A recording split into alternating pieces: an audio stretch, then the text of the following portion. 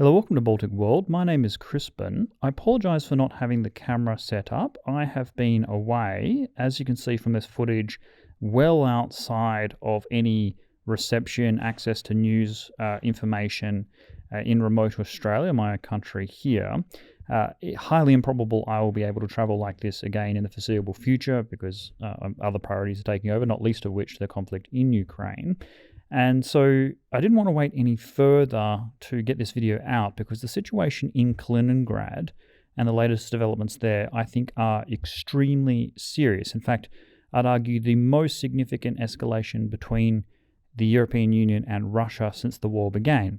Now, on one level, that may seem entirely absurd. The embargo, as we'll discuss, is almost entirely symbolic. It has no impact on Russia's war machine in Ukraine, almost no impact on its economy.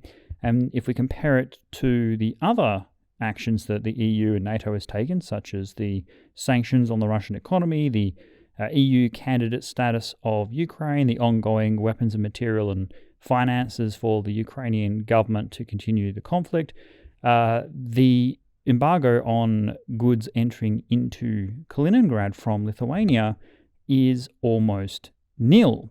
However, as we'll get into in depth, that is not the case in terms of politics and strategy, and it could be a significant flashpoint for war between Russia and NATO. Okay, so what has actually happened? Well, Lithuania has imposed a partial embargo against Russian goods traveling through its territory to reach Kaliningrad Oblast.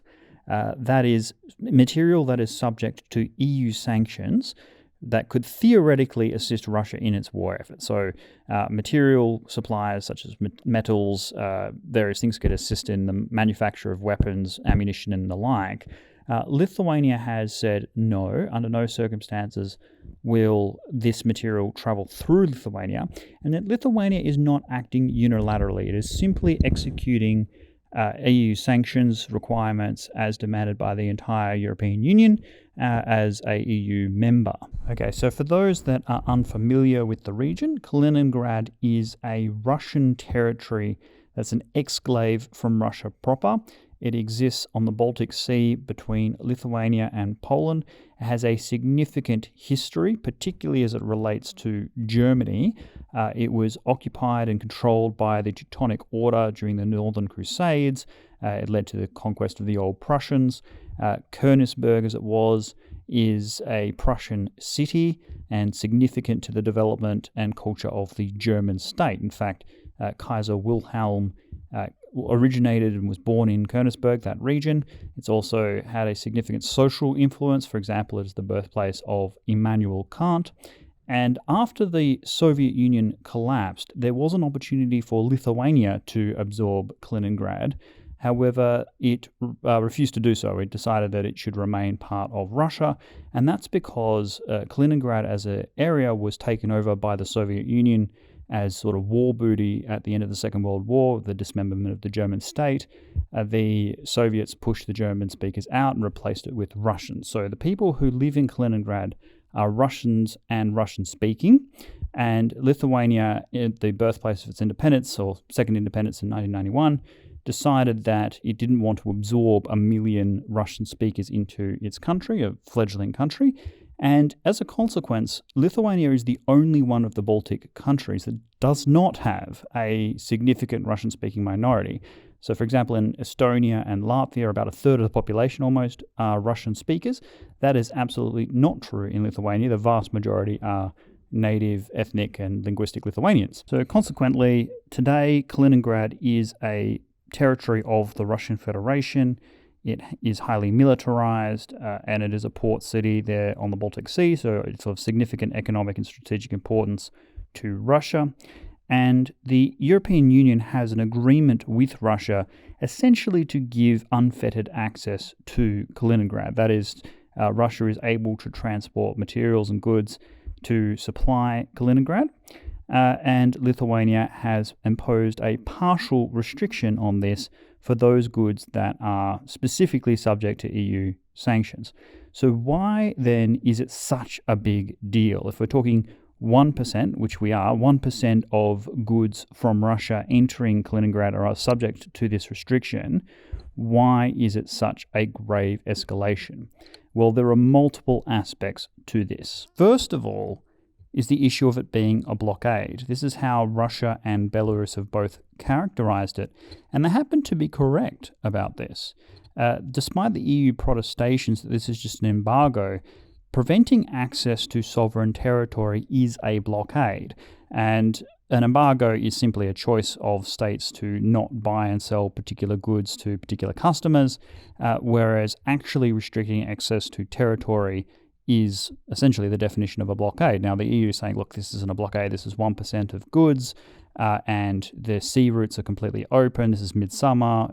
Russia can supply Kaliningrad by the ocean those goods that are subject to EU sanctions, and that's what Russia is, in fact, doing.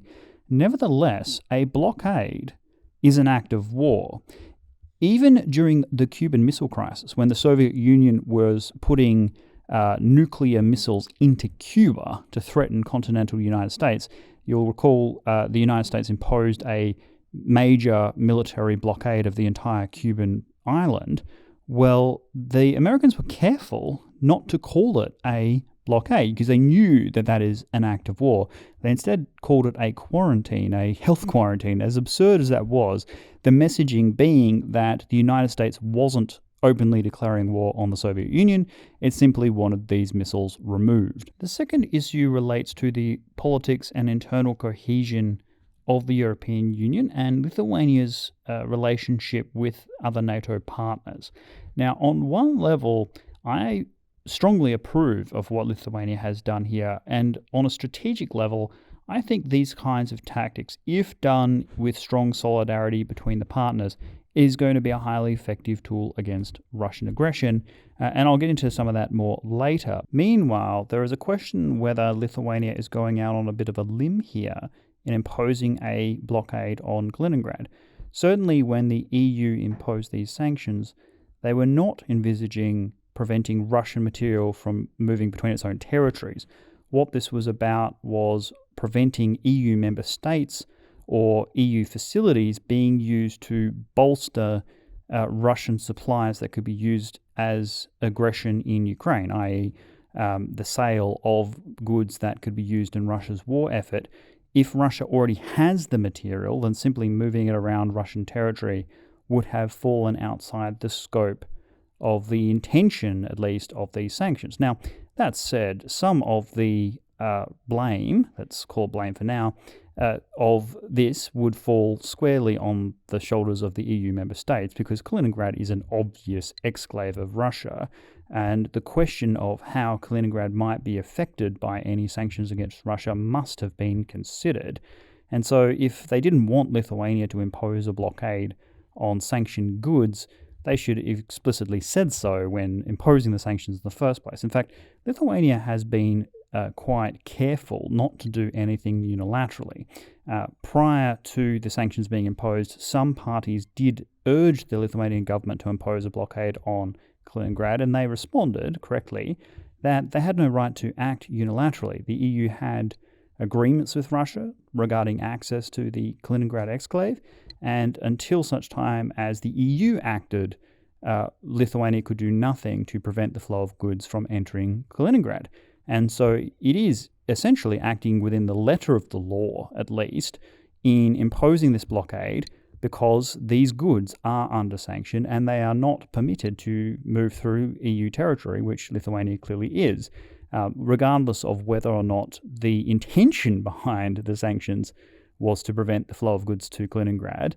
Lithuania is executing what the EU has said. Nevertheless, I think it is also clear that Lithuania would know that the intention behind the EU sanctions was entirely about making sure that Russia wasn't getting extra supplies to help bolster its war efforts, and therefore Kaliningrad was a special case. Before discussing the costs and risks of the blockade, I do want to offer my support for the overall strategy had it been done in collaboration with the EU and NATO, because essentially it turns Russia's salami tactics against it. If we consider what's been happening in Ukraine for a long time, prior to the full-scale invasion of February 2022, Russia had already acted with severe aggression against Ukraine and radically altered the situation in the east of the country. It annexed Crimea in totality. It was supporting breakaway areas of Luhansk, Donetsk, providing weapons, material, the so-called Little Green Men, waging a war in the east of the country without much reaction from the rest of the EU or NATO. That is, each individual act of aggression from Russia falling well below the threshold for reaction from the rest of the EU and NATO. But had the rest of Europe seen ahead of time how radically things would have changed over many years, then they might have acted sooner. And thus, small incremental steps can change the situation dramatically over time, essentially boiling the proverbial frog in the saucepan. We see this certainly with China as well, although I wouldn't call their tactic salami per se. They do radically change the situation on the ground over time through incremental steps. That is, at first, they dredge islands in the South China Sea, then they build facilities on them, then they militarize them. We see the same thing in Hong Kong over time, where it moves from a one country, two systems to complete subjugation by Beijing.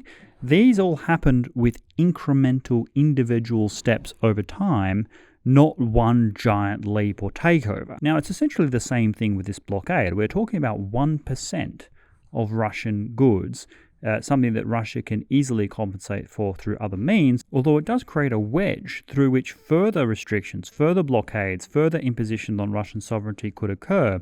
And thus, Russia cannot afford to take this lying down. And in fact, Putin reportedly has been in crisis meetings in the Kremlin about this. Various Russian organizations, including various hacker groups, have threatened Lithuania with overwhelming retaliation for this, what they call act of war. Indeed, Lukashenko of Belarus has urged Putin to interpret this as an act of war. There's even a member of the Russian State Duma who is saying that the blockade of Kaliningrad shows that Russia needs a permanent land bridge from Russia proper to Kaliningrad, i.e. invade the Baltic countries in order to safeguard supplies to its exclave territory. So what about the costs and risks of the blockade for Lithuania? Well, this all comes down to the extent to which other NATO partners consider Lithuania as having gone rogue. When you enter a military alliance, there are two main risks. One is entrapment, and the other is abandonment. Now, abandonment is simply that your ally doesn't come to your aid if you're attacked. So let's say you're a small country, a major power invades you, and your big partner ally simply leaves you to your fate. They go, look, it's not worth our time and effort. This is not in our national interest. Too much threat to ourselves, and you're left alone. Now, a good example of this might be if North Korea invaded South Korea, but North Korea had a large nuclear arsenal. That is, they could threaten the United States or Japan with nuclear weapons. The United States, theoretically, could say, look, we hope you can deal with North Korea on your own. We simply cannot afford to risk Los Angeles or New York for the sake of the Korean Peninsula. Conversely, the reverse could certainly be true. Let's say the Americans saw North Korea's expanding nuclear arsenal with alarm, said, we are going to disarm North Korea. This will involve the toppling of the North Korean regime.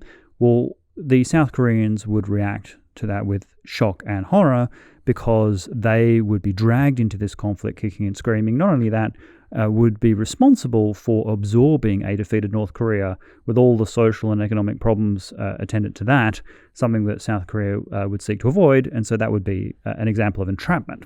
The risk for Lithuania is that it is subject to abandonment. If allies say, look, Lithuania, you invited this aggression upon yourself, we never sanctioned you to go and impose a blockade against the Russian Federation. Russia is acting in retaliation for what is an act of war, then you are on your own. This is a real risk for Lithuania particularly when it comes to the more cowardly NATO allies. You think of Germany and France.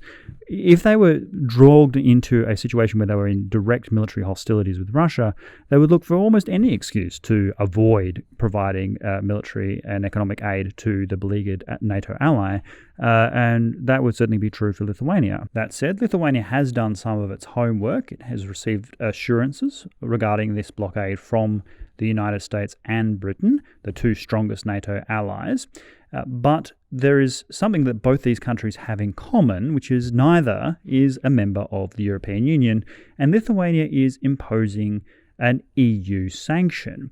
That is, it could create further discord between NATO allies who are members of the European Union and those who are not. Russia politically is certainly seeking to exploit this by focusing all its aggression against Lithuania specifically, and has judiciously avoided criticism of the EU as a whole. In fact, it's even responded quite muted to the candidature of Ukraine to the European Union. So it's essentially saying, look, Lithuania is this rogue state. Look what they've done to provoke China. Look what they're doing to provoke us. Do you really want Lithuania determining whether or not you go to war with us? And if we think back to World War I, for example, we ended up with a conflagration that engulfed the entirety of Europe, all because a archduke was assassinated in Sarajevo. Now, consequently to that murder, the various leaders of the European powers found themselves on a path that they didn't think they could escape from, resulting in this terrible war. If they could look back in hindsight as to what would actually happen, they almost certainly would have taken different decisions.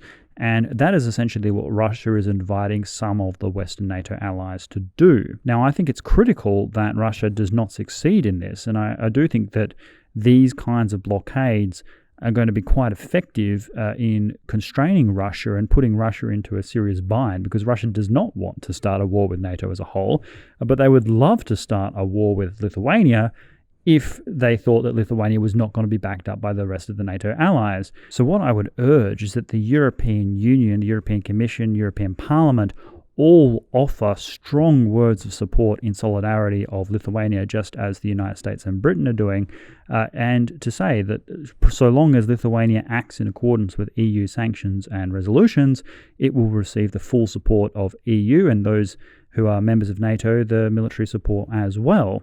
The European Commission foreign spokesperson has offered words to that effect, but the European Commission came up with a draft resolution that would allow Russia to gain access to Kaliningrad via Lithuania. Lithuania has vetoed this, so there is discord among the various partners.